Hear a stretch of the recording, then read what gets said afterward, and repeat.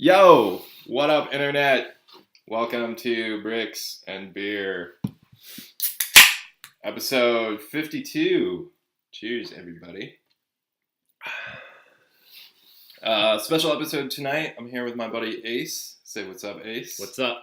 Ace is founder, co-founder, godfather of From Bricks to Bothans. At this point, I'm more like a caretaker. All right. I didn't start the site, but I took it over back in, I think it was 2002. God damn, that was a long time ago. Yeah, so 15, almost 16 years now. That's crazy, dude. That's fucking wild. So for you guys not in the know, From Bricks to Bothans, fbtb.net is the biggest, baddest Lego Star Wars set or site there is. Like, you I've got somebody think so, right? No, I mean, dude, it was for a long time. I think we were one of the very few sites, that would blog about Lego, and then past couple of years, there's like a ton of new sites. There's a lot more people, and traffic is not what it used to be. A lot more competition, I guess you could say, and it's hard to keep up with these kids that don't have families, or like I don't know if they have work, but there are some sites out there that post news. I mean, like the second it happens, and I'm like, what the hell? You're kind of battling like two things, right? Because it's like Star Wars, the biggest pop culture phenomenon of all time, and it's Lego, which in the last 5 years has had like a pump up of popularity and notoriety. Sure. Everybody knows Lego. For sure. It's become a lot more popular than back in the day, even just I'd say 5 years ago. Yeah. It's a whole different game. That's my dog crying. I guess I'll let her in. Stand by, everybody. You can let her live and uncut. Andrew's dog is really cute. Okay. You want to go outside? You want to run around the room like a crazy dog? There you go. Go have fun. Anyway, I figure this will probably hit FBTB, which means probably there'll be a whole bunch of people who have never seen this before, so... You might get more than 2 viewers. Maybe. We'll see. So just to fill you in on what this is Bricks and Beer. It's a uncut, uncensored, unedited, and completely unprofessional podcast about Lego and beer. As such, we are drinking some beers tonight. I'm drinking the Old Reliable Bitburger premium beer. I like it. It's drinkable. I requested Fat Tire, which Andrew already had in his refrigerator, and he didn't need to go out and make a special trip. It was prepared. It was prepared.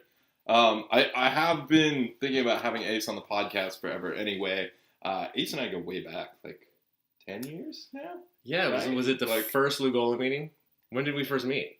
It was a long time ago. Yeah, it's all kind of blurry now, but like it was definitely like I met Ryan Wood, and then it was like I met everybody in LA, and I feel like you were definitely part of that early here's the space scene in LA, and I was like, oh fuck, awesome. So were you like a fan of Lego, just sort of in your own bubble? Before then? Yeah. When I was in college, I had the internet, but like. Back then, it was like Brickshelf was the only thing that Paul and I knew. Yeah. Brickshelf, and what was the other one? Lugnet? Yeah. Were you ever on there? Yeah, I was never on Lugnet, but I was on Brickshelf, and Brickshelf has no social component, so you just sort of like see stuff happen. Oh, yeah. So I knew it was out there, but like we lived in a tiny small town for college anyway, which was super isolated up in San Luis Obispo. So I had no idea really that there was a scene until I moved here, and then like within 6 months of me moving here, I think like. Something happened where it was like, oh, and then Bryce is the dude who really like pulled me in the community. He was like, hey, I've seen your work. Come hang out. And then I went to his house before I ever went to like an official Legola meeting, which was super cool. It was like the perfect intro for me because it was like, I mean, going to any new sort of hobby scene can be intimidating, especially because I was young and whatnot. Yeah. But like, it was like, this is the scene for you. Here's the official Mecha Hub tequila. There is definitely a lot of like old timers that I still see every now and then, and honestly, if they weren't around at that time, I don't know if I'd know as many real life Lego fans as I do now. I mean, their friendliness really made a difference. Well, and I think the scene has sort of changed in a lot of ways because the popularity is so much bigger now that like it's like, oh, you're into Lego, oh, so it's a billion other people. But I feel like 10 years ago it was like, oh, we're all in this like secret club. Yeah, of, like, no, I totally agree. Sort of weirdos that hang out and do Lego. Totally agree. So anyway, so I wanted to have Ace on the show anyway because, you know, FBTB and old time homies, but there was a particular thing that happened a couple of weeks ago and I was like, we gotta fucking talk about this because one, I got a fuck ton of Lego, which is amazing. This guy just gave it to me. He's super generous about it. And then I read your post on FBTV and I was like, oh man, there's like way more to this than you just being like, I have too much Lego. Yeah. So first thing I should say, I don't know if Andrew's ever shown his new studio in his new house, but it is immaculate. And it is nothing like what I have at my place because it's a well-oiled machine. Yeah, I try to keep it functional. They're sorted. There's like one tray of unsorted bricks right here.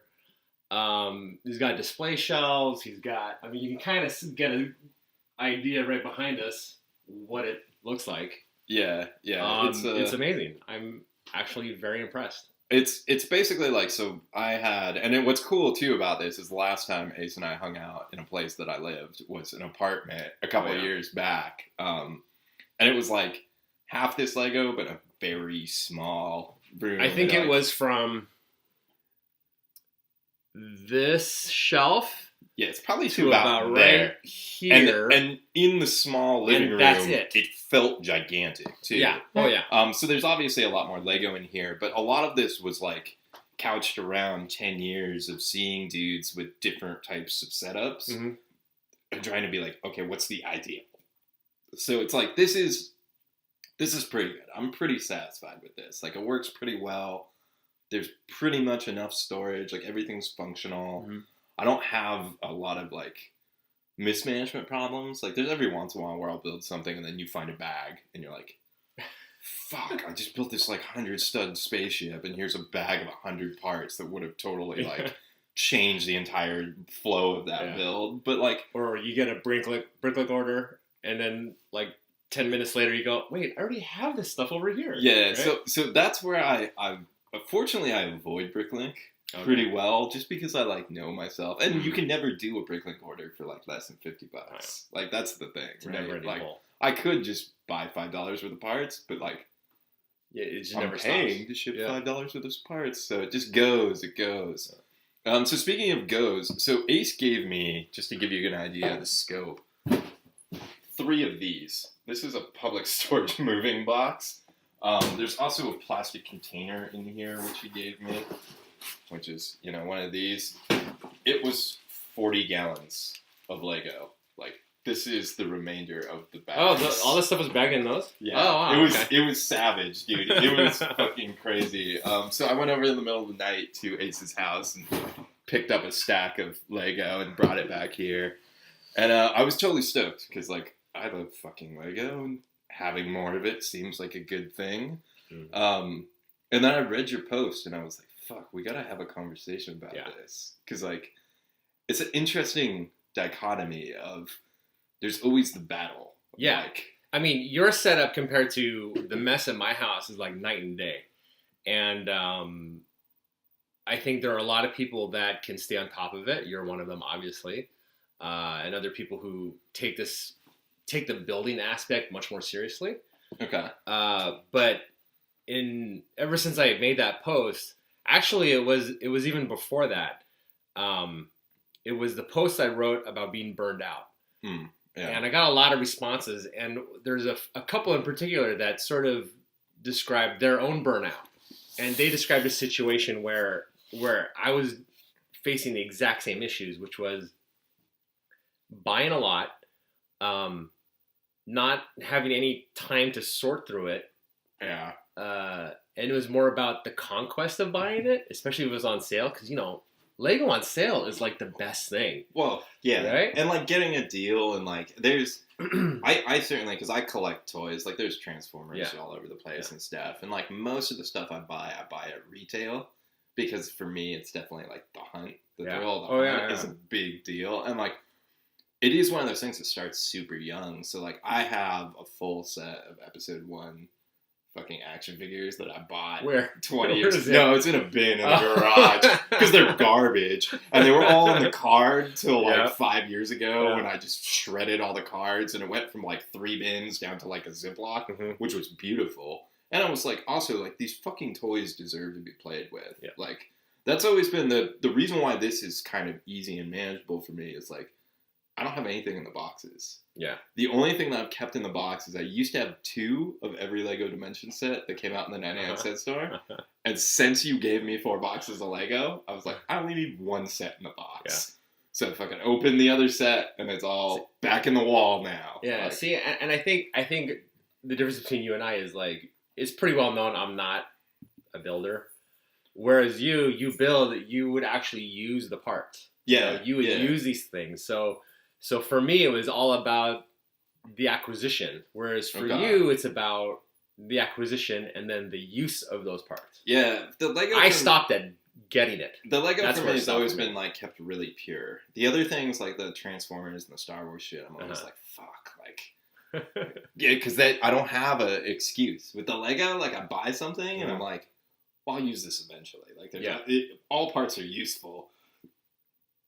Sure, it's like a blank check. Yeah, it's like so. It's like I get that that's where like collecting Lego sort of becomes it can be the super easy rabbit hole. Yeah, like and then combined with like the collector thing. Yeah, that thing you said earlier about getting 2 of every dimension set, right? Yeah, that was me, except with Lego sets. Yeah, so I have like you've seen it. Stacks when did that start? Like.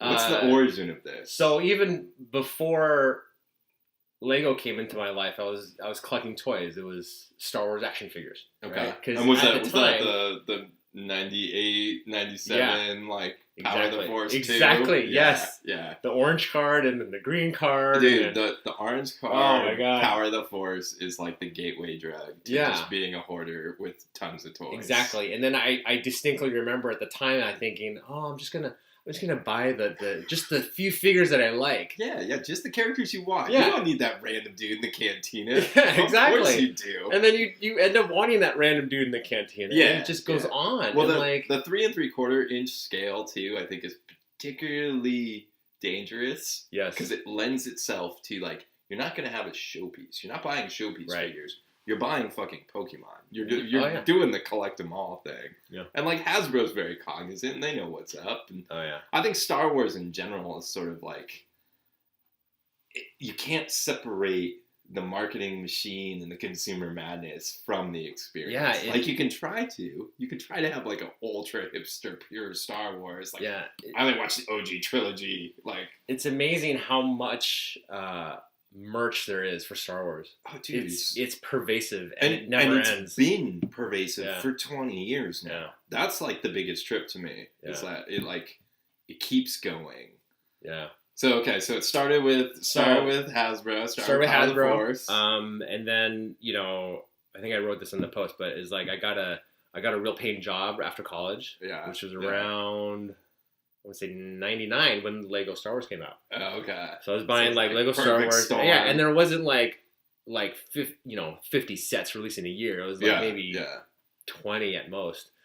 And there were other toys I was getting. Macross was like I'm a huge Macross fan, so I had to get like. And Macross is not cheap, dude. No, there's no cheap versions of those toys. No, because it's all imported, and like I always wanted to get the good ones. So it was like the 1/48 scale Yamato ones, and it's like okay, that's got to stop. And then I was out of control. I was just seriously out of control. And what were you doing with all this shit as you were? It was just stockpiling. You were just like throwing it in a closet. Yeah, out of the 10 things I'd come home from like Frankensons, right? Out of the 10 things I brought home, I would probably open like one of them. And like that's it. And then the next week there'd be another trip to Frankensons, and then in between those weekly trips, it'd be trips to Toys R Us to try and get McFarlane. For those of you guys not in the know, Frankensons is fucking LA's best kept toy secret. Jeff and I were actually just there earlier today, and to like speak to like my weird OCD collector habits. So I bought a bunch of stuff, right? What you bought? 2 Transformers, about 3 G.I. Joe figures, and 3 Star Wars figures. Okay. And Star Wars figures I paid $5 or under. That's my new rule with Star Wars. Okay.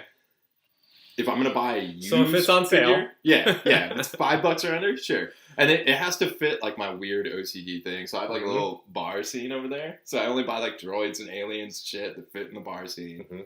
G.I. Joe figures are already set up. Transformers are already in their place. Okay. So like everything has a place. So I came home with this stuff, and like it sat on this table for 2 hours while my wife and I got a couple of beers out. And then I opened it methodically. So you threw all the packaging away. Yeah, you processed them. Threw all the packaging away. That's the critical thing. So then it's like, it's in the shop. It's where it needs to be. Right. Versus like, I couldn't just keep stuff in a box. Yeah. Like it would freak me out. Because I have this whole thing about like, I used to keep Star Wars figures and stuff on the card. And like, I had this moment of like, there's no... the collector value, the investment value, everybody else and their fucking mother is doing exactly what you're doing, so you should just embrace it. And, like, toys are meant to be played with. Like, I view Lego as paint, so I'm like, it should be painted with. Oh, yeah. People should fucking use it, right? But then at the same time, I also, like, go to all these fucking toy shows, and I look at these, like, oh, look at that thing from 87 in the box, and it's amazing. So... In my collecting heyday, I had the same mentality, which was toys should be meant to be played with. But my issue was I would buy 2 of every. So I'd have like... You just had some insurance. Oh yeah, I'd have... Definitely. There was one particular Spawn figure. Do you remember Spawn? Yeah. So there was one particular Spawn figure. I think it was... I might have had it. I have a good amount of Spawn figures. I think it was Creech. Okay. Yeah. Big green guy with the tentacles coming out of his head. And he was 1 per case. Yeah. So the week that came out, I went out and it was like the hunt. And like I still remember the rush because the rush happens every now and then. You go out, you go to the store, you find it on the shelf, and it's like, okay, I'm buying this, right? Yeah. And that's not enough. You got to go to the next store, and then the next store, and the next store. Before you know it, I came home with 10 creatures in one day. Oh my god. Yeah, it was insane. It was out of control, and like that was the sort of habit that I had, even with like even more recently. Really, it was like the thrill of the hunt, the goal, the completion. Totally. I think there's some caveman biological instinct with the hunt. Yeah. And that acquisition. We don't hunt for meat anymore because we could just go to the market and buy it. But when we were a caveman, probably not easy to come by. You either had to scavenge it off the ground or like kill a tiger, right? Yeah. But now it's like nowadays it's like that hunt. You get that rush, that rush of that. I don't know if it's dopamine or what, but it hits your brain. The acquisition of like you got this like mission accomplished. Like I totally get that. Yeah. And I try not to do that with Lego. Like Lego is the one thing that I don't necessarily. I'm like I don't have to buy every one of these sets. I can like sort of pick and choose. Yeah. See, you have a much healthier outlook on Lego. Right? Yeah, well, like the outlook on Lego is healthy. I think the outlook on the other things, I like because I know the dangers. I sort of like try to keep it restrained. Right? The Lego side tempers, but it's very much a the battle. Transformer side. Like it's constantly a battle, and like you go to this place, fucking Frankenstein's, and like every fucking booth has wall to wall like in package stuff, and every goddamn booth has like 4 Tupperware tubs of just like shitty marred up Ziplocs of loose figures that you could just paw through like it's a fucking treasure chest. Have you noticed like the explosion of Lego at Frankenstein's? Oh, dude. So I have a couple of Frankenstein stories. Hang on. Show them what you bought today. So one is, this is, your normal Triceratops. And this is a teeny baby one, which is amazing. And this is clearly knockoff. The neck joint is a little different, so it's only got a pin. Yeah, it doesn't have the ratchet. There's no Lego writing on the studs. So the first place we went to, like Jeff and I have been there together once, and Jeff was like, "We gotta go to this one place," because they very clearly label like what is Lego and what isn't Lego, which is cool. They're on Front Street about it, and they're really cheap with the knockoff stuff. So they were like, yeah, these are $4 a piece or 8 for 20 or whatever. Jeff and I basically bought the whole display. Like we were like, so that's interesting. Yeah, they changed it. I don't know if you can actually put the baby T-Rex on any plates. Let's do some science. Let's find out. Hang on, I have a plate right here. Oh, here you go. So let's see. Oh, I don't know where the camera goes. Don't worry. Nobody can see anything on the camera normally. Oh wait, yeah, it can fit. It fits. Yeah, it's engineered a little wonky, but it'll work, right? Oh yeah, look at that. Look. Yeah, the tolerance probably isn't great, but it's actually not bad. Like the plastic, the hand feels pretty good with those. Sometimes there's terrible ones. There was a spitter that was upsized that was like this big. That was, yoga.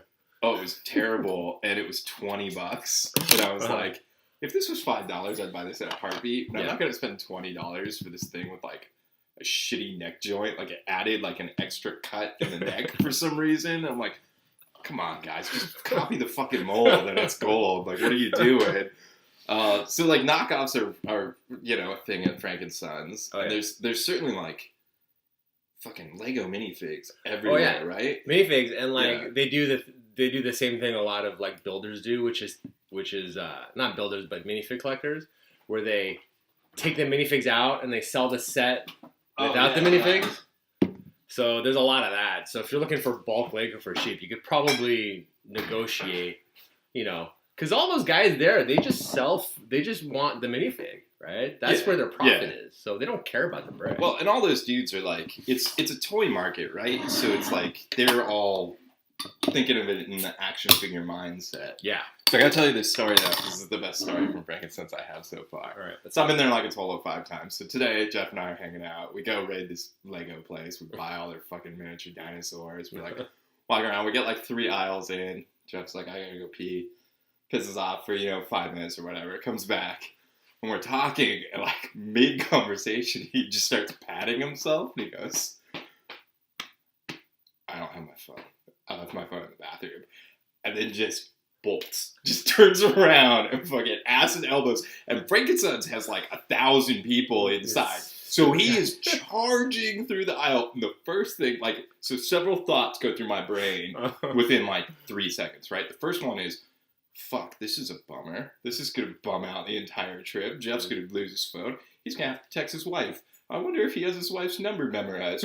So like all this stuff. And then I'm like, I have a phone. I should just call him. So I like lift my phone up. I dial it. And by this point, he's probably like 100, 200 feet down the aisle just fucking charging. And then he just stops. And he turns around and he pulls out his phone from his fucking man purse. And he looks at me and he goes, and I was like, calm under pressure, my friend.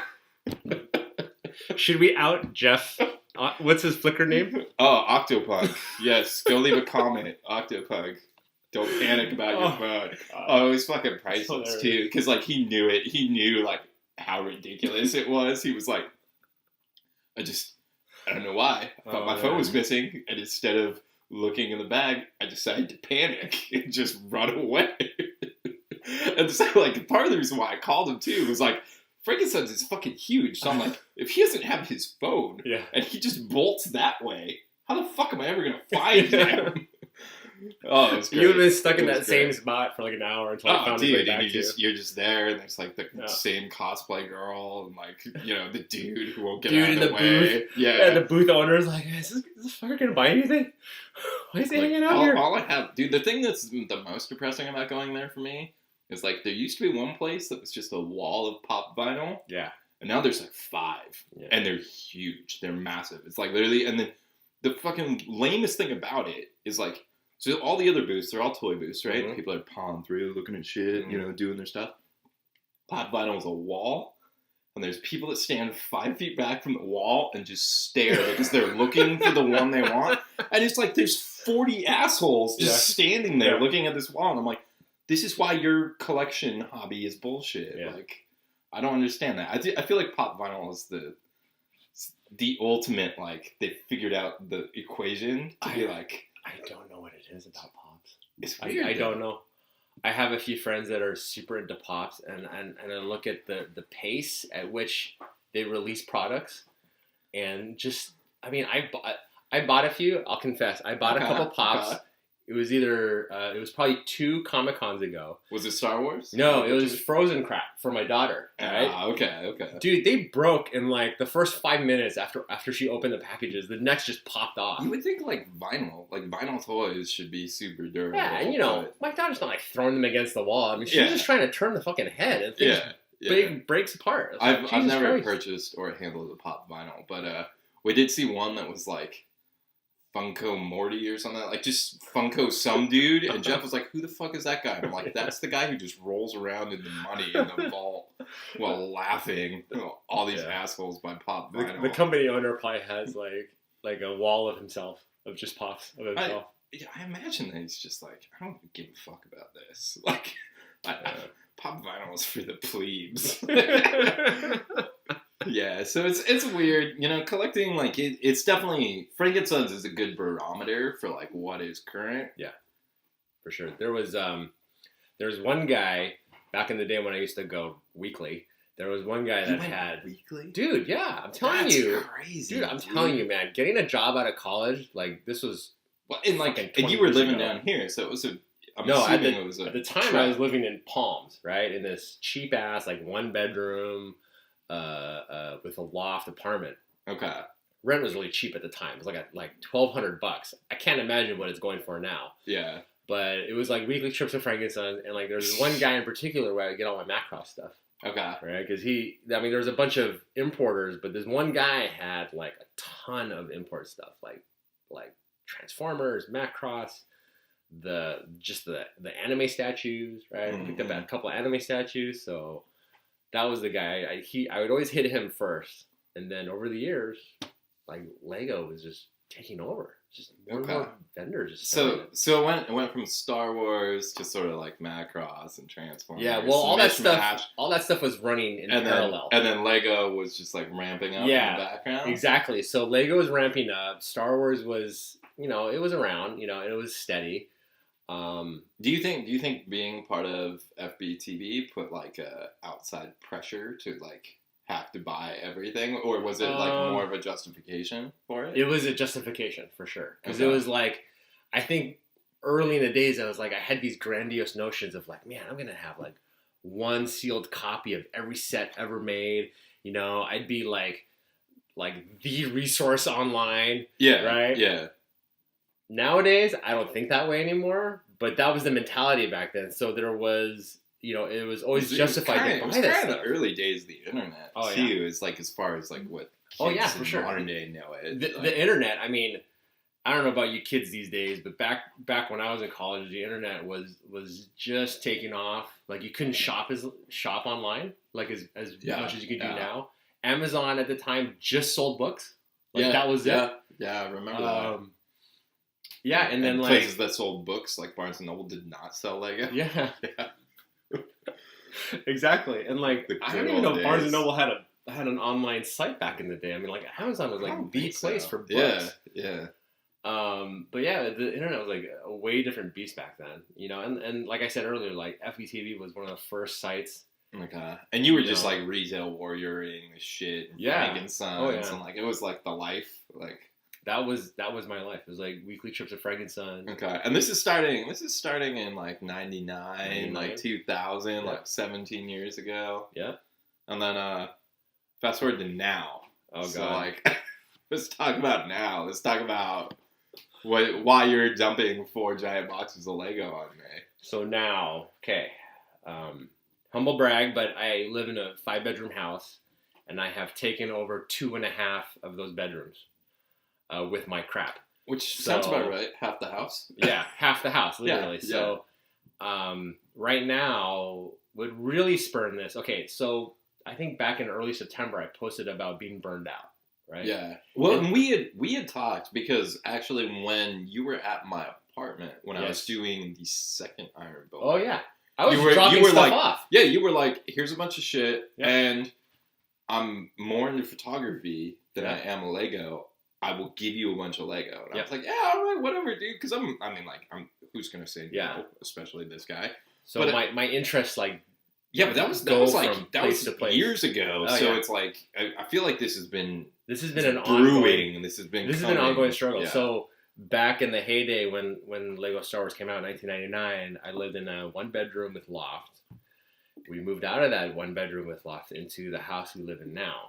And this is during the housing market. Right, when it was bubbling. Yeah. Right. Yeah.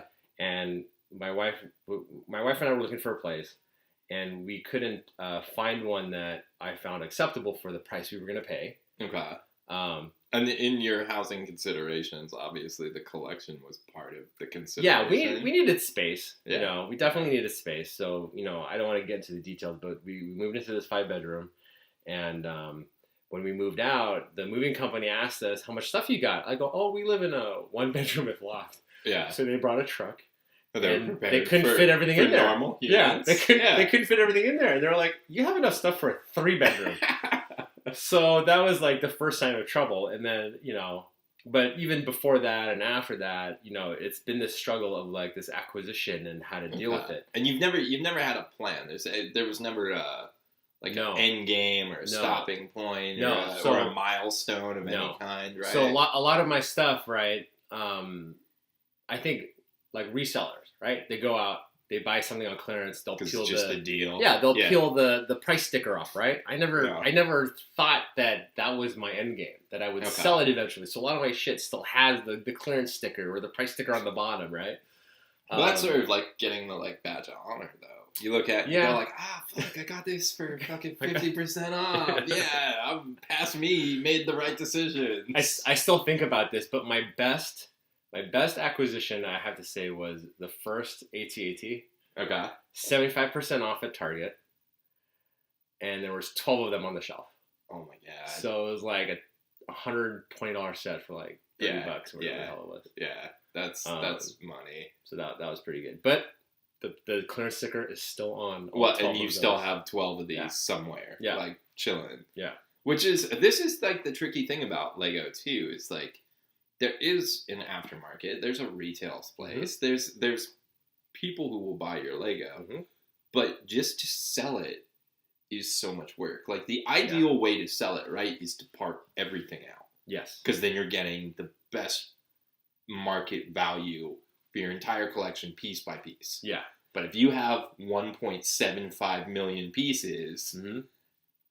That involves a lot of work. Yeah, it really is like there's a balance, right? The more work you put into it, the more money you'll get out. Yeah, yeah. The faster you want to do it, the less money you want to get out. Yeah, well, there's a lot of stuff where like people don't understand the value at all, because it is a weird, tricky thing. Because you look at this stuff and people ask me all the time, because they're like, they walk in this room of fucking toys and they're like, holy Jesus, how much money have you spent on this? Yeah. And I just go, I don't know. I just throw out a number, and the number that I throw out is like a fucking complete bullshit number because it's based on 2 dudes who I know who got divorced. Okay. And their Lego was their largest asset.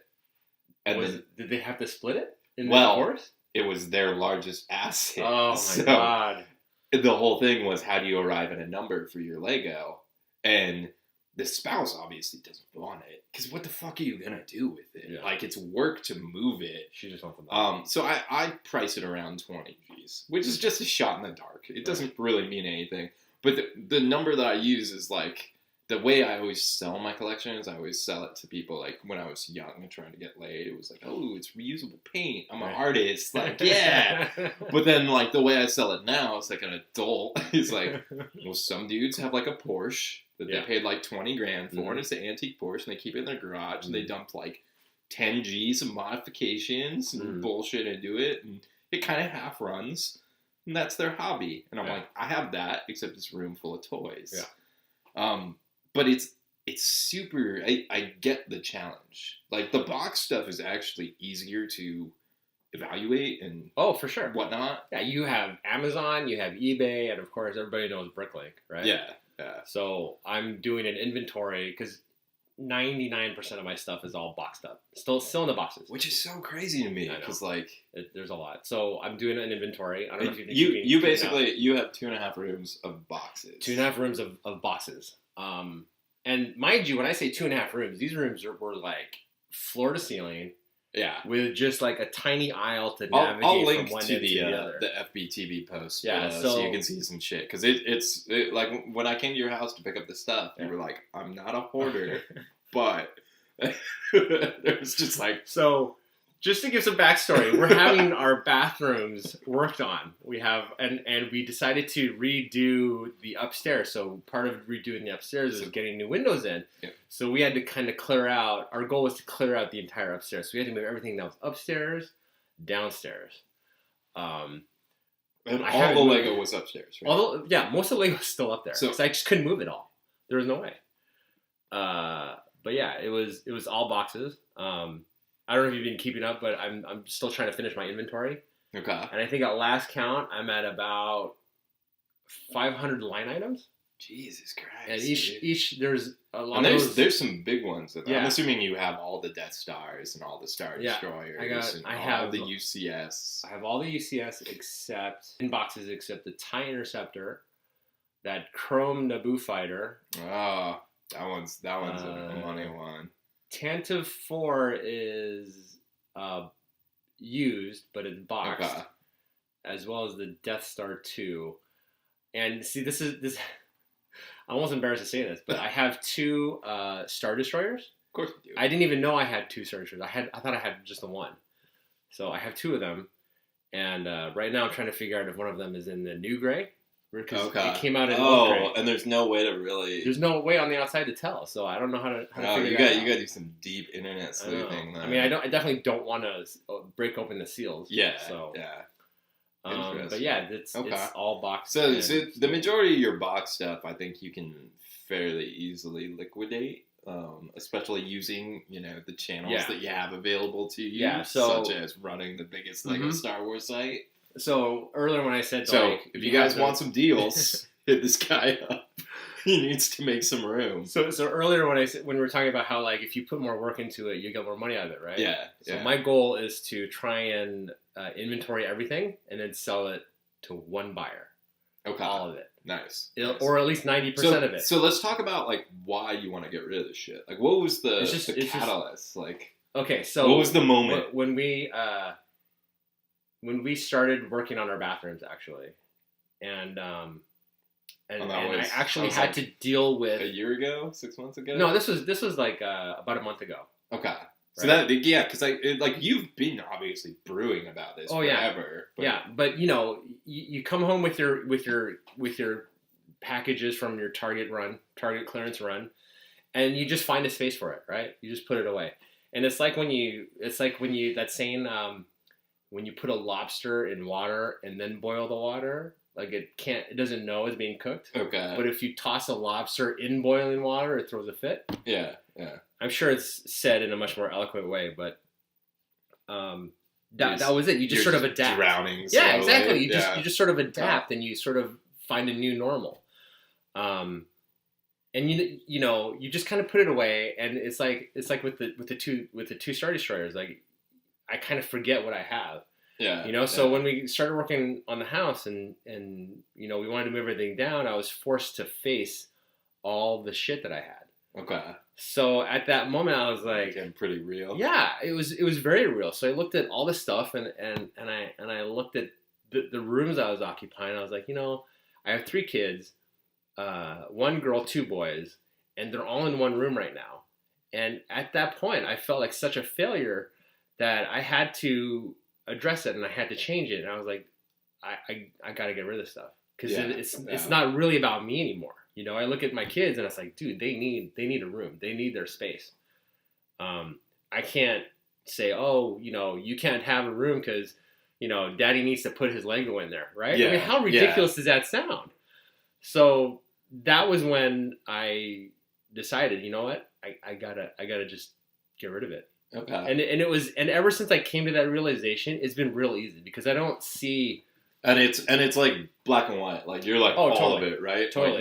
You're not evaluating. The only evaluation I would make now is, do I want to keep this to sell separately because I can make more money off of it? Okay. So it's all a value proposition. Yeah, it's very little nostalgia kind of stuff involved. Anything that I keep now, I can probably. I actually ran through a mental list. So I'm not only am I selling my Lego, I'm selling all my toys too, right? Okay. The things I'm keeping, I could probably count on one hand. I have a replica pulse rifle from Aliens. Oh, okay. Right? Legit. Yeah. So it's like metal, right? Hollywood collectible. It's got a plaque. You can hang it on the wall, right? Yeah. It's a nice display piece. Looks good in a man cave. Oh yeah. Yeah. There was a 12-inch Akira figure of Tetsuo. Okay. Or maybe it's Canadian. I can't remember the name, but yeah, he came with his bike. So there was a bike. So it's Kano with the bike. Yeah, so I got the bike. So I was like, okay, so I'm keeping that. Yeah. And then there's one Macross toy from that was sold only in Japan, and it's you know when they make like Transformers toys, like they're all very clean, right? Yeah. There's no weathering effect. There's no use. This one had the weathering effect, and I had a friend at the time and living in Japan, and I asked him, hey, can you help me out?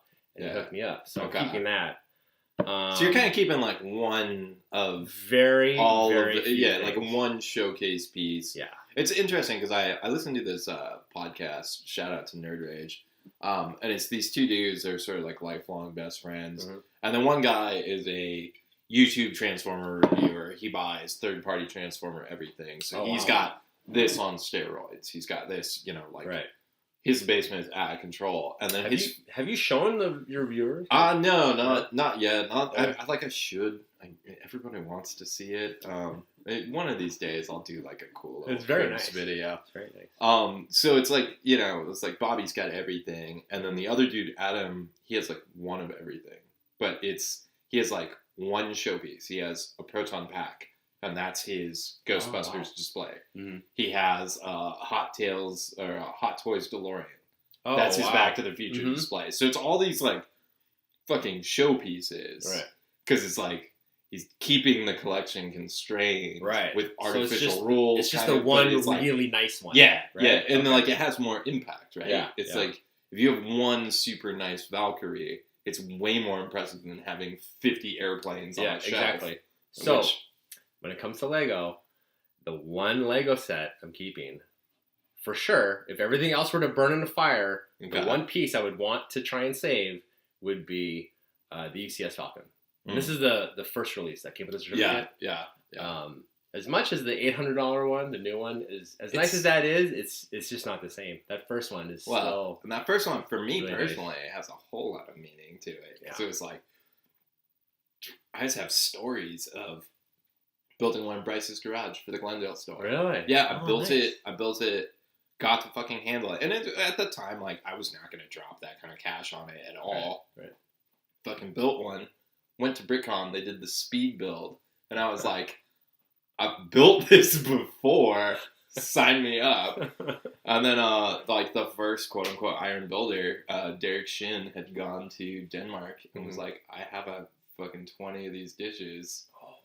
Here you go. So I got a bunch of dishes, which have plummeted in value since that new one came out, I'm sure. But whatever. I don't care. I don't do this for the collectability. Yeah. Kind of like investment. Like it's one of those things where it's like, as nice as this collection is for an AFOL, like if I were going to receive a collection, I would want this, obviously. I'd want like fully sorted, beautiful, like doesn't matter. Like if you don't give it to the right person, they're just like whatever. Yeah. I mean, me giving you a couple of boxes of, vintage sets, so probably not as appreciated as say 3 like public storage boxes of used parts, right? So I want to talk about this. Okay. I went through a ton of Lego, right? I went through like 40 gallons of Lego. Okay. And I feel like I knew you as an AFOL way better. Okay. So there's basically 3 things that were in these boxes. Okay. There's unopened poly bags of like mosaic sets or whatever. So those were the first things that I sorted. Okay. Were like these random unopened poly bags. And I was just like, cool, it's brand new Lego. I don't have to clean it. I don't have to worry about it. Like, get it out of here. Mm-hmm. So I chugged through all those. I don't even know how many there were, but there was a lot. Okay. And then there was, like, what sort of seemed like you had a sorted collection at some point. Yes. And that sort of devolved into just random Ziploc bags. Yeah, no, I attempted what you have there. Yeah, let's talk about that. Because, like, I would get a bag, and it would just be, like, inverted slopes. And I'd be like, cool, I sort of know what to do with this. And then there'd be a bag where it'd just be like, here's grill tiles, 1x1 round plates, and fucking some other part. And I would be like, I don't understand why all this is in one bag, but okay. These clearly used to be in separate drawers. Okay, so when I lived in my 1-bedroom with loft, my Lego was up in the loft along with all my other crap. And I tried a sorting system. You know those those hardware drawers. Oh god, the Acro Mills. Oh my god, they're the worst. The dude, I hate those downfall. now. It's the downfall of every A-fold. I hate those things. Let's all sort all of our parts into tiny drawers. They're this big. And I'm gonna put 12. Can I pull this out? Yeah, totally. Well, that one's fucked not up. This one. Here. Okay. Oh yeah, just pull this out. Okay. So this is what I should have done. What I was doing at the time probably took up like maybe this much. Like that's how big the drawer was. It was like 1/16 of the size of this. Yeah. So it's like these little hardware drawers that are meant to hold like screws and individual nuts, washers, bolts. Yeah. So anyways, I attempted a sorting system, and then when we moved out, like I had to bag that shit. Okay. Right? That's how you ended up. I could kind of tell. Like it was one of those moments where it was like, I'm just gonna put this drawer and this drawer and this drawer in here. Zip, good enough. So when we moved into the house, right, I never recovered. Like all my stuff is still in boxes from the time we moved. So that explains a lot because like I'm going through this stuff and like like it's Sunday night and I'm fucking my wife's like, what time do you think you're gonna go to Ace? You guys gonna hang out? I'm like, it's gonna be middle of the night. Yeah, we're not gonna hang out. It's gonna be like fucking Columbo drug deal. I'm gonna get in there, pull a bunch of Lego out, and then come back here. Exactly that. I like come back. That's exactly what happened. My neighbor's trying to talk to me out in the driveway as I'm like hauling a giant cardboard box. I'm like, I don't want to talk to you right now, dude.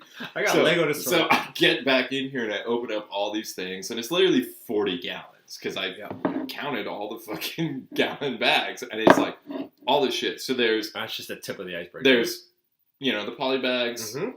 There's your sort of semi-sorted Ziploc bags. So I do those in order, right? Because those make sense. It's the easiest for me to process. Mm-hmm. And then there's here's a set. Here's a Y-wing. Yeah. Here's the X-wing. Yeah. Here's a snow speeder. Here's a fucking whatever. And like half the sets I've never handled before. So it's really interesting because one, it's all dated. Mm-hmm. So like my grill tiles, I doubled my grill tiles overnight because... So 90s era Lego. One of the things I do in my reviews now is this feature called will it fit in a Ziploc gallon bag, right? Because that's the struggle.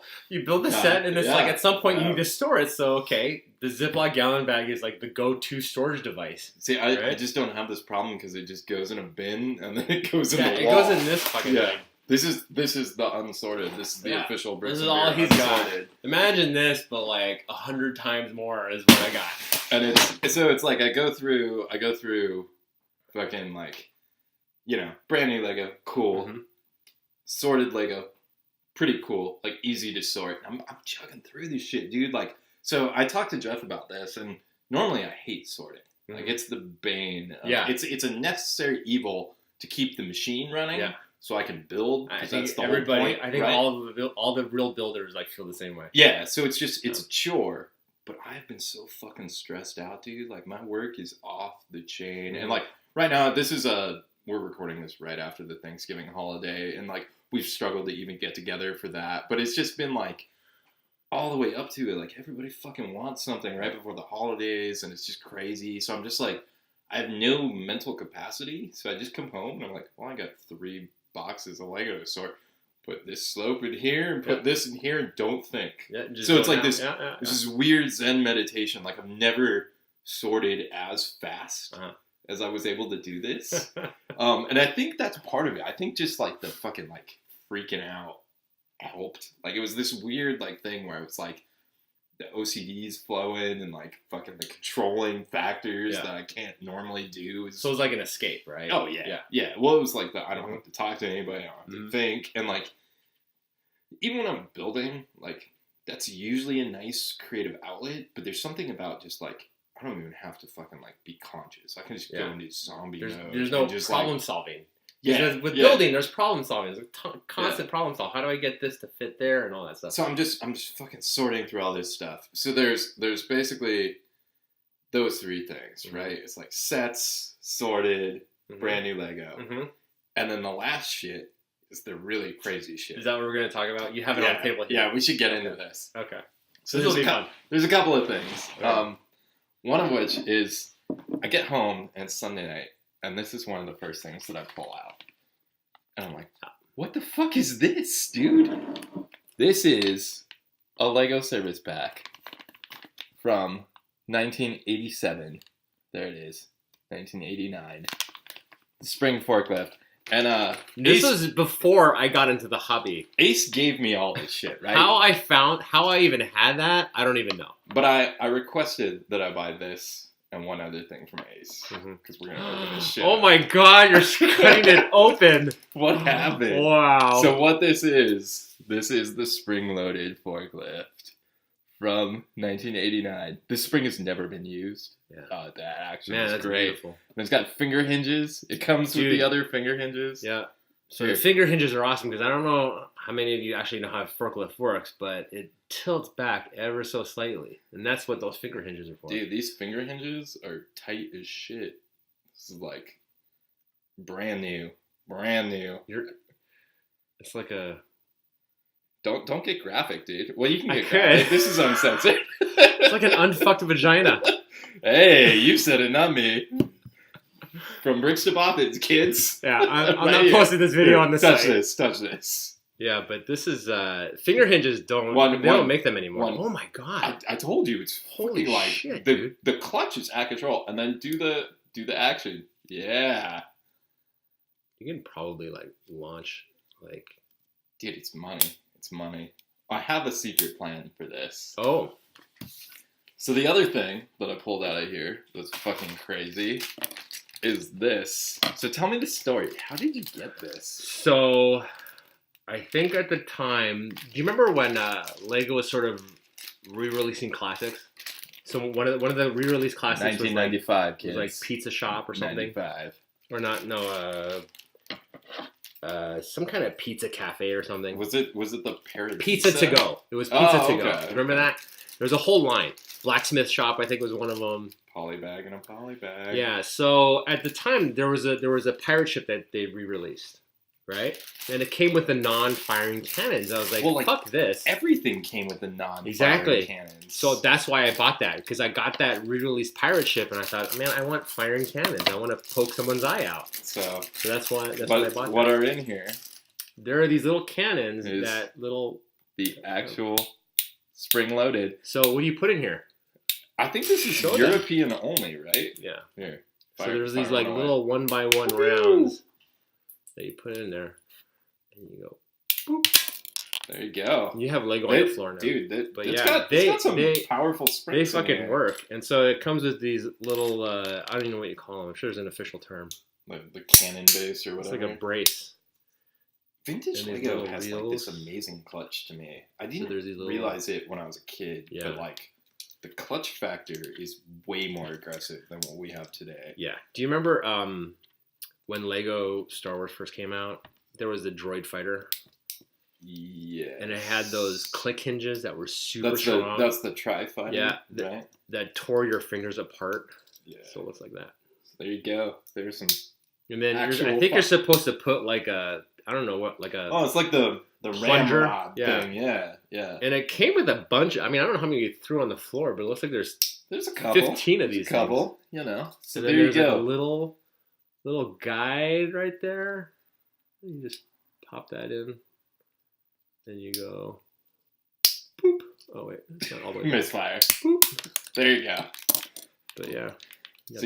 So these are fucking amazing. I definitely needed to own these. I was like, God damn, Ace. Like, and what you told me was, just let me know if there's anything really crazy in there. And that was like one of the first things that I pulled out. Yeah, and to Andrew's credit, he texted me pictures of every single thing in there. Dude, there's so much good stuff in there. He could have not said anything, and I wouldn't have known anything. Okay, so you want me to tell you the story about those? Yeah, fuck yeah, dude. So a long time ago, back when Lego was pursuing a Batman license, they invited me out there along with Chris Giddens and Mark Stafford, the OGs, and we talked about the license there.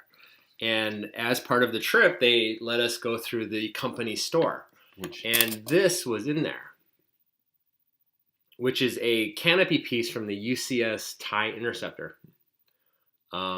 It's gorgeous, dude. Yeah, pretty scratch free, I would say. Yeah, but I mean, it's also just like such a good part. Wait, what year is this? 2017. So that's like a 20-year part almost. Yeah. I don't know. They don't have the date on here. No. But it's pretty wild. And then they had these, which was from the Droid Developer Kit, and I got 2 of them because the Droid Developer Kit I had at the time, I don't know if you remember, only had half the head. Yeah, it was like. So I got those to sort of complete the head, and as you can see, it came into my house and it never made it onto the droid. So like every other thing that comes into my house. Here's the thing, right? So I found this, and you can. Wait, hang on. Where's the motorcycles? Oh, they're in a drawer over here. Go get it. So there's handfuls of motorcycles. So these parts were at the time just stuck in these like random bins of just like all kinds of parts. And I think what happened was, if the model shop guys needed a specific part, they would raid sets to get that particular part, and then all the leftover bags and stuff that they didn't use would go into these bins. And it was sort of like a pick-a-brick in a way. But anyways, this was also in those bins, and the reason why I picked up so many of these was because at the time I don't think they were making these. Oh, I guess, this would have been the Gap, because this would have been the classic town. Yeah, in the early 80s. Yeah. So why there were so many of these in there just kind of was flabbergasted. Literally a handful.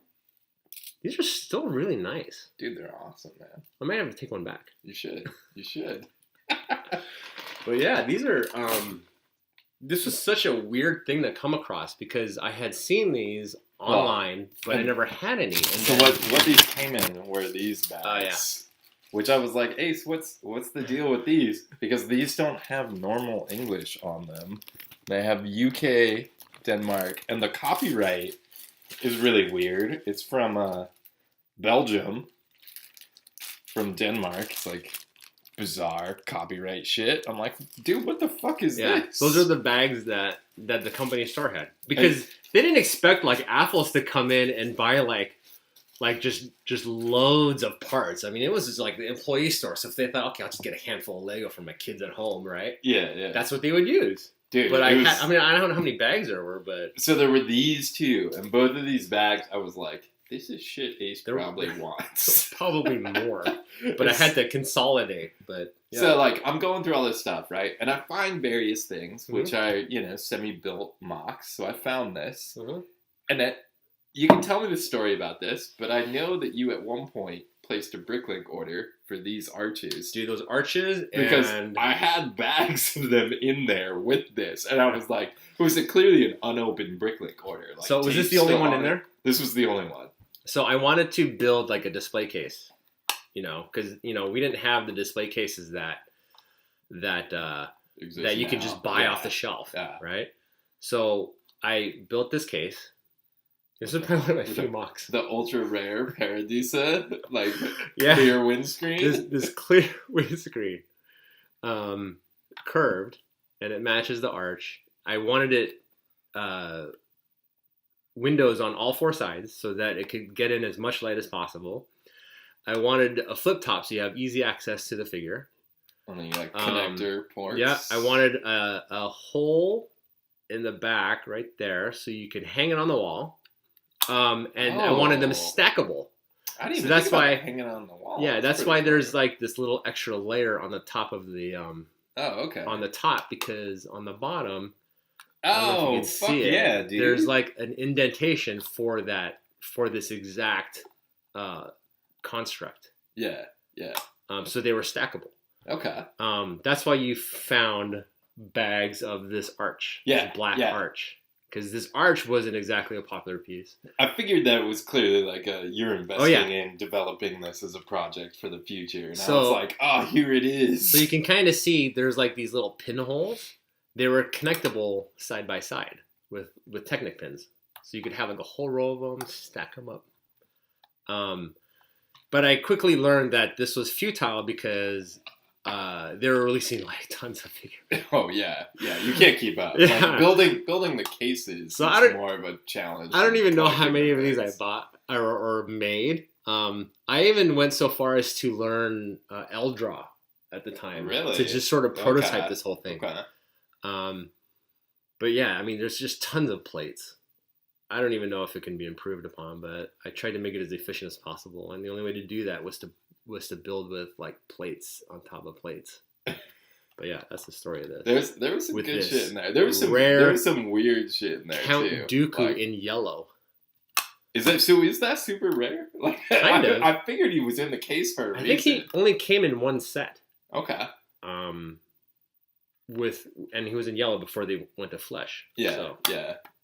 I've like no knowledge of any of that early Star Wars Lego stuff because I just passed on all of it except for the Darth Maul, Qui-Gon Jinn, like $5 set that was great. Yeah. But there was also like random shit in there. Like, so I have a thing for Lego aircraft. I don't know if you know. Here's a plane from 1996. I had to look this up. I don't know how you would even find that. It took me a while, dude. I was like, "What the fuck is this?" So I have a thing for Lego aircraft. I don't know what as fuck. Yeah, you guys can't see that, but it's like super yellow. Like this wheel part, right? It's not in a lot of sets. Oh yeah, okay. And I don't know if you noticed, but that little hub is in clear. Yeah, that's pretty good. Yeah. So I had like a whole shelf of just like planes and helicopters. Okay. And you were just like collecting sets, like that was just like the MO. And like buy it all. It's got these like vintage doors that I don't know if they make anymore.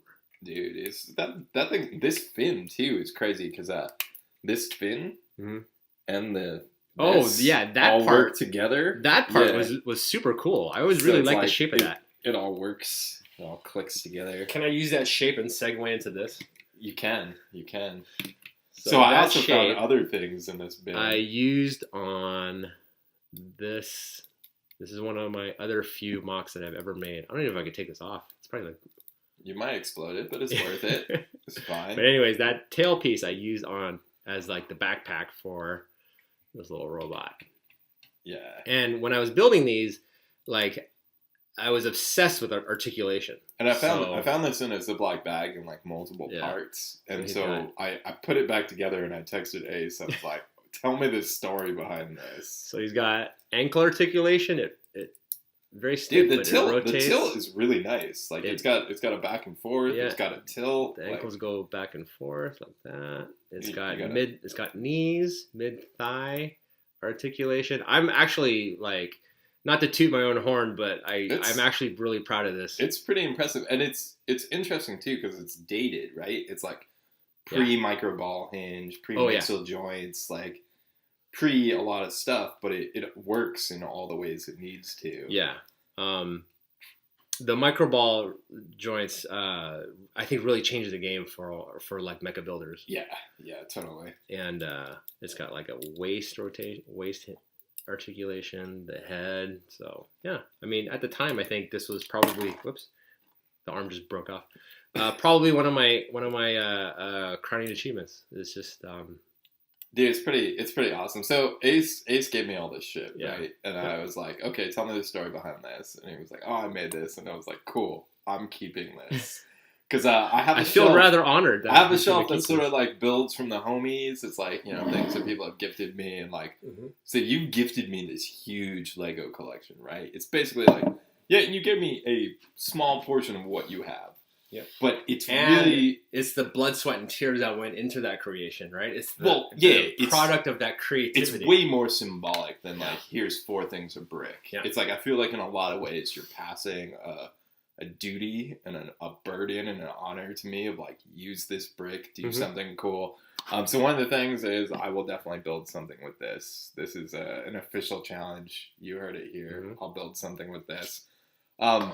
There's also this other thing that showed up. Wait. Before we get to that, I just want to bring this up.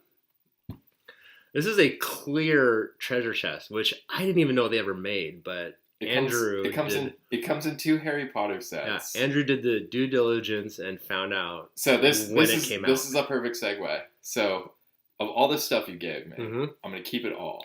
Okay. You need to keep that. Really? That's the spirit of your collection. I'm serious, dude. Like you can get rid of all of it. It can take up no space, no visuals, nothing. It will be not there. But you can keep that.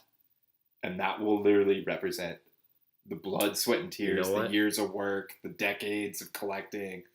And like, it doesn't have to be there. you don't physically need it, right? Right. You just need the spirit, like the accomplishment of it. Yeah. And fucking that comes in 2 sets, dude. And it's a perfect representation of it. Yeah. Like it's a 2x4. It's a 2x4. Yeah. 2x4. Yeah. It's a 2x4. It's a clear 2x4. I think I will keep that. Yeah. And then just the other before, I think I know where you're heading to, but before we get to that, he also showed me this. I think these are Paradisa like parrots. Oh, dude. So these parrots are all super rare. This sink is also super rare. These are all Belleville parts. And I feel like this is the ultimate modern art piece. I call it 3 fucking birds on a sink. So you got your couple, and you got your green bird over there. Read into that however you need to. That's the art piece for tonight. It came out of one of these bags. I was like, what the fuck is this? I've never even seen this color. Oh, maybe I dug it out of the dude.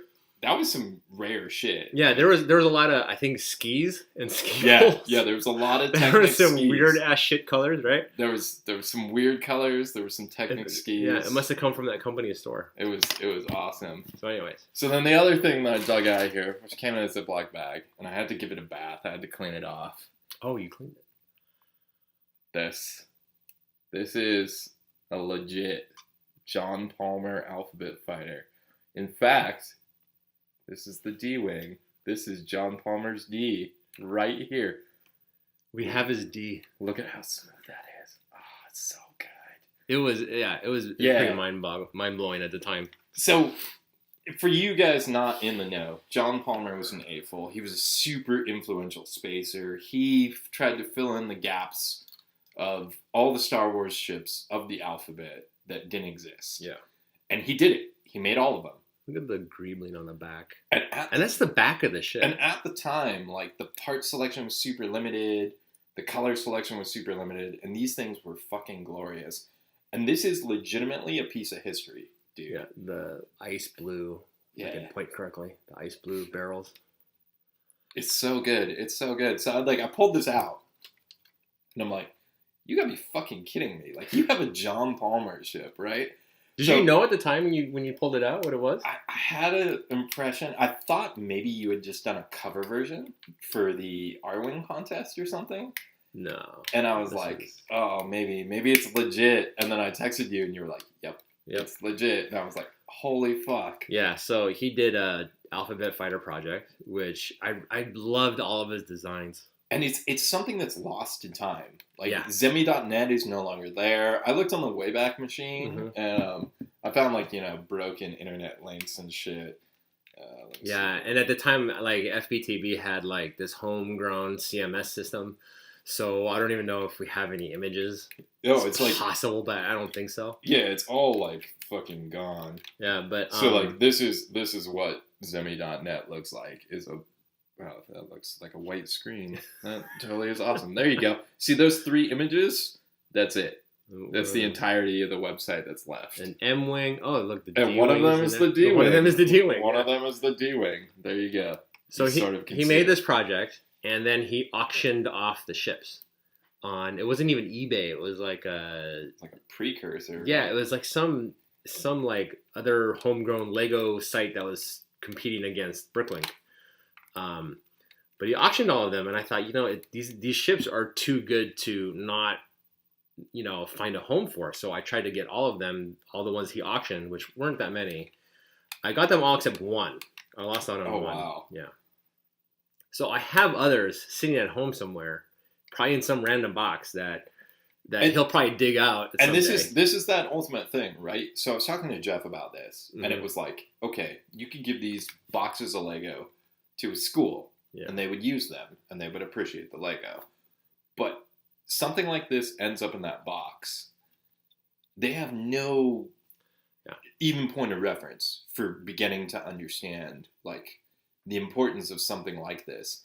And the importance of something like this is so niche and such a deep cut that it's I feel really responsible for having to take care of this now. Yeah. Which is awesome. Like I'm obviously I'm fully willing to do it, and I love fucking having a John Palmer spaceship in my collection. Yeah, he was one of a really good designer. And he is a dude that's like lost to time. Like he will probably come back. He's the ultimate hipster of AFOLs. Is he? I have a couple of John Palmer stories, but I'll tell you the last time I saw John Palmer was in 2008. Okay. So about 9 years ago. He was living in Seattle. He lived in a studio apartment, had a bathroom, a kitchen, one room, and an alcove. Okay. And in his alcove was about this much Lego. Okay. And he was like, that's about a quarter of it. Yeah.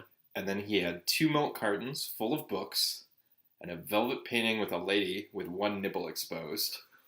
And 12 of us came to his apartment because he lived right by the con. Okay. To go hang out. And what he did was he dumped his books into a pile in the middle of the floor and slid the 2 milk cartons off. So those would be the pieces of furniture that we could sit on. So we sat in a circle on the floor, and 2 dudes sat on milk cartons while a lady with one nipple showing on her velvet painting oversaw us.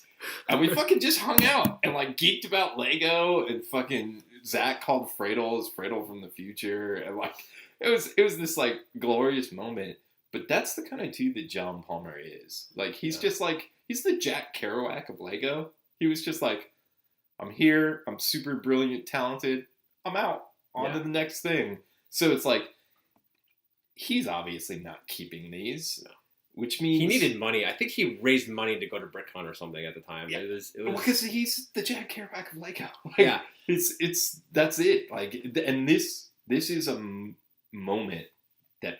in my mind, at least, needs to be preserved. Yeah, no, I agree, and I'm actually glad that you dug it out, and Andrew said to me, you know, I will take on the burden of being custodian, and I think that's a good way to put it, because it's actually a really nice piece. Well, it's nice. It's an awesome build. I mean, it's dated, but like that speaks to it as well. Like these colors, this bright light blue. Yeah.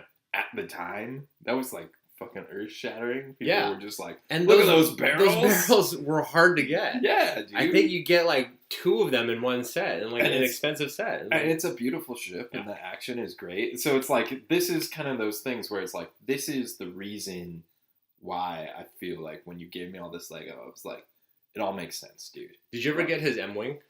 Mm-mm. So no. I'm a huge fan of the M-Wing. I've seen it. I've handled it.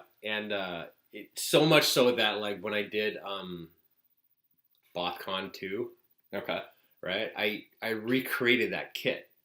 I bought enough parts and made these kits. I've seen Ryan Wood's copy of it. Yeah. So that's how much I like it. That's kind of what I wondered with this. I was like, is this like a tribute build? And then it was like, no, this is the one. Yeah, this is fucking the one. So I made a bunch of those kits. I still have a couple of them somewhere.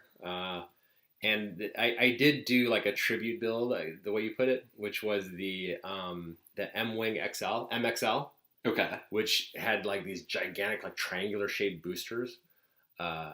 That's still intact. It's one of the few things I kept in one piece. So if I come across that, I'll bring it by. Well, I think you should definitely you should try to get rid of obviously the stuff in boxes. Mm-hmm. It's not going to hold any spiritual value for you. No. So it's like, move on. But it's like, this is really where it's at. And then like shit like this is like, it's weird because it's like, I get it, man. Because I've been in the hobby now for a decade. Mm-hmm. And you sort of like accumulate shit, and there's these moments in time, and you're like, fuck yeah, like remember that time we bought all those Lego Dimensions for $1 at the 99-cent store that one summer?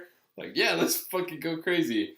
And then like, you know, summers happen after that, and you're like, I should have bought fucking double the amount of those or whatever. Yeah. So it's like, that's there, that rabbit hole, that never-ending void is certainly there. But then I feel like there's certain things where it's like, fuck yeah, man, this is like what it's all about. This is like why this stuff sort of exists to me. Yeah, when you think back on like, you know, when you discover the AFL community and you discover Brickshelf, and there are certain builders that have like their own style, and you know, you look back, you don't realize it at the time, but in a couple years, you may be like, oh man, kind of wish I could still see that one thing that I saw, but it's no longer online. And so what do? You're kind of stuck. But like this is like you said, like a moment of history. Well, and it's a moment of history captured in the physical, which is really sort of weird and rare, especially with Lego for me, because like Ace came over and he was like, oh man, like look at all this shit, and I was like, yeah, stuff doesn't stick around too long here. Yeah. Like I got a couple of things that are old as fuck, because I'm getting old as fuck and I've been in the hobby for a while, but like for the most part, a lot of it just gets really mulched through pretty quickly, and like that's good. I feel like it's good. You're keeping present with it. And like Keith Goldman was the dude that really like changed my whole way I felt about it, because he would just lay down something and it would be 4x8, and then he would go, yeah, and then I spent a month sorting that, and then I built my next thing, and I was like, oh man, you are like the fucking sand painting real dude that's doing it. So he's always been an inspiration for me to keep shit moving, to keep it going, and not just hold on to be nostalgic. And nostalgia actually is diagnosed as a disorder. That's where it came from. Really? It's like an abnormal affectation for the past. Okay. So that's where the term originates from. It's like it's a disease, right? Right. But it's like I get it. Like especially now as I'm getting kind of older and like going through different parts of my life and whatever. It's like, fuck, man, like this kind of shit, this stuff, it has meaning, and it does mean something, and this is much different than the like I just gotta buy it all. Oh yeah, kind of stuff. So it's like it's definitely in a different category than like any toy you could buy off the shelf. Yeah. And the fact that it's someone else, a piece of work from someone else that you admire is, it's like collecting art, really. It's just it's like a one-off thing that will probably never be recreated, or because like who goes and recreates like their own mock like multiple times to sell, right? It's I know there's some people do that, but it's like that sort of ruins the spirit of it too. When you, like this is obviously a labor of love. This was not designed to be like remade commercially viable. Exactly. Yeah. Exactly. And even the printed parts on it and stuff. So it's like, here's of all the things we can take away from like the hour or whatever that we've been talking about, like just buy Lego, use your Lego, and like as you go through it, dude, like I totally get it. I get that you want to purge, you want to clean, you want to start fresh. Value this stuff, dude. Like everything else, like the boxed UCS shit, fuck, put that on eBay. Get all that money. Like, fuck yeah. I see dollar signs now. Link below, guys. Link below. But like this kind of shit, hold on to this kind of shit, or pass the burden. Yeah, I don't know if you mentioned this, responsible people. But you told me that you have a shelf of mocks that friends gave you. I do, and I'm looking at it right now, and there's it's not a lot. No, but it's pretty small. It's pretty small. Yeah, but there is one from Dan Rubin, who has the most mismanaged Lego collection I've ever encountered. So his thing was he's a builder and a collector, and so what he would do is he would go, well, I'm going to build this spaceship, and I need this one antenna part or whatever the fuck it is, and I probably got 50 of them in this basement, but I looked on Bricklink and I know there's one in that box. I'll just open that box and take the one out, which then like it has this whole cascading fucked up effect. So it's like, just a little shout out to Dan, but it's like, it's a small curated collection of things from people that. Yeah, I don't know many other people that would dedicate valuable display space for things like that, and I certainly appreciate it. Not because you said you put my mecha on there, but just the fact that you can appreciate other people's work enough to keep it. Yeah.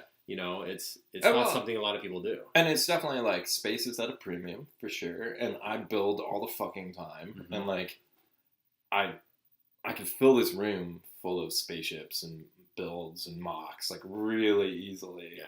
And I try not to do that, but it's those little moments, and it's almost even better when it's like sort of smaller and compact, because I'm like, cool, like the spirit is stronger. Yeah. Like that's why this, like as soon as I made this connection, I was like, dude, that embodies everything about your collection. Yeah. Like the rare part. And it's also like, I love that it's transparent. So it's like you don't need to have it there. Not knowing that it even had it. Yeah. But yeah. So I appreciate the gesture. So yeah, I will take this. Yeah, man. Right on. Transparent treasure chest.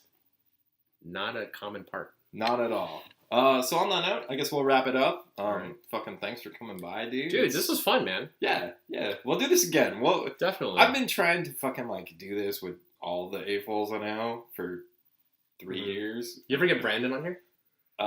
He was in the BritCon one. Oh, that doesn't count though. It's like 2 episodes ago, but it doesn't count. And I've known Brandon for fucking 10 years too, and it's like, you know, he lives, I guess, further than you. Far, yeah. We live pretty close. Yeah. But yeah, so it's always good to fucking have new people on. You're always welcome, and fucking thank you again for the massive amounts of Lego, dude. I think it's fucking rad. I think I will gift you something that maybe you can do for your next episode. Okay. Cool. So we'll see. We'll see what episode 53 looks like. Stay tuned, folks. On that note, as always, thanks for watching. Cheers, everybody. Peace out. We'll see you in the future.